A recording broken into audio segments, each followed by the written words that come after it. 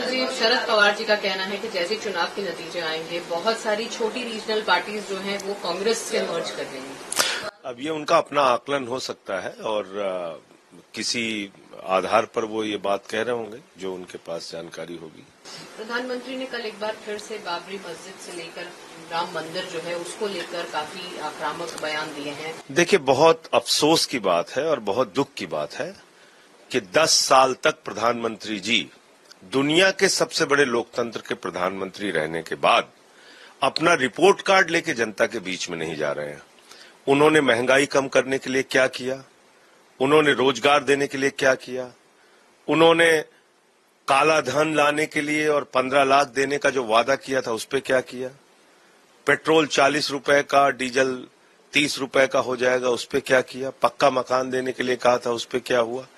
तो जो वादे उन्होंने देश की जनता से किए थे उस पर एक भी बात प्रधानमंत्री जी नहीं कर रहे हैं।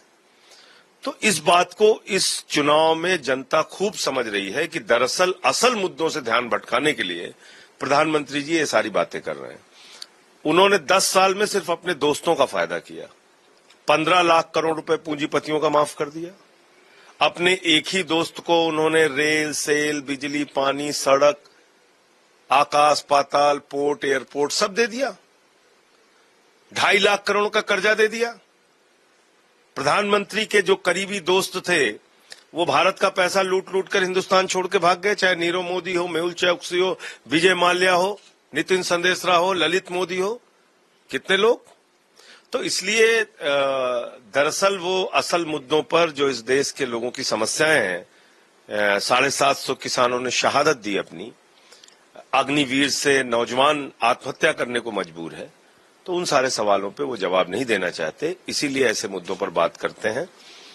भगवान श्री राम में सबकी आस्था है और उसमें किसी प्रधानमंत्री और किसी बीजेपी वाले के प्रमाण पत्र की आवश्यकता नहीं है। देश के करोड़ों लोग भगवान श्री राम में आस्था रखते हैं और प्रभु श्री राम के मंदिर में अपना दर्शन करने के लिए जाते हैं। उसमें भाजपा वालों को गेट कीपर बनने की जरूरत ही नहीं है। वो गेट कीपर बने हुए बिना मतलब कौन आ रहा है कौन नहीं आ रहा है, कैसे ताला, अरे ताला कैसे बंद हो जाएगा। माननीय सर्वोच्च न्यायालय के आदेश से प्रभु श्री राम का मंदिर बना है।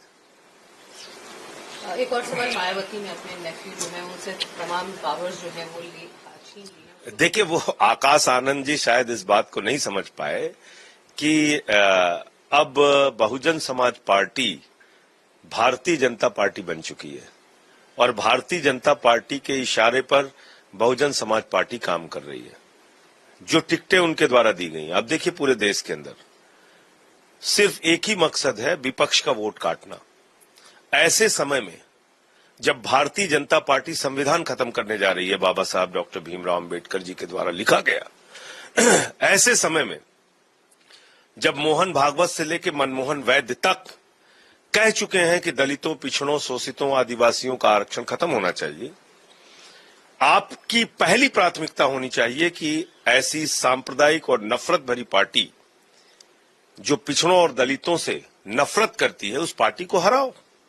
तो बीजेपी को हराने के बजाय वो बीजेपी का सहयोग कर रही हैं।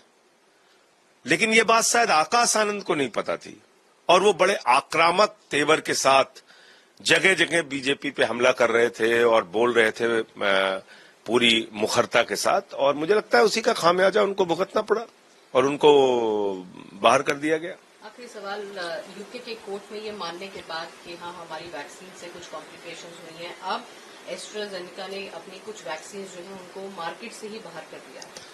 देखिए, मैं फिर कह रहा हूं कि भारत में ये वैक्सीन उस वक्त परमिशन दी गई लगाने के लिए जब पूरे दुनिया के खासतौर से यूरोपियन देशों में 10 देशों में इस कोविडशील्ड वैक्सीन को बैन कर दिया गया था और उसी समय लोगों को पता चल गया था कि दरअसल इसके साइड इफेक्ट्स हैं और इसके कारण से मौत भी हो सकती है। ऐसे समय में यहां और डोजेस के ऑर्डर दिए गए हैं, वो ऑन रिकॉर्ड है, कहीं छिपा हुआ नहीं है। और ये भी ऑन रिकॉर्ड है कि 52 करोड़ 50 लाख रुपए की रिश्वत भारतीय जनता पार्टी ने, प्रधानमंत्री नरेंद्र मोदी जी के पार्टी ने इसी कंपनी से ली है, कोविडशील्ड बनाने वाली कंपनी से। तो मुझे लगता है कि अब पूरे देश के सामने ये बात खुलकर सामने आ चुकी है कि मोदी जी हो या बीजेपी हो, लोगों की जान जाती रहे उससे कोई लेना देना नहीं है।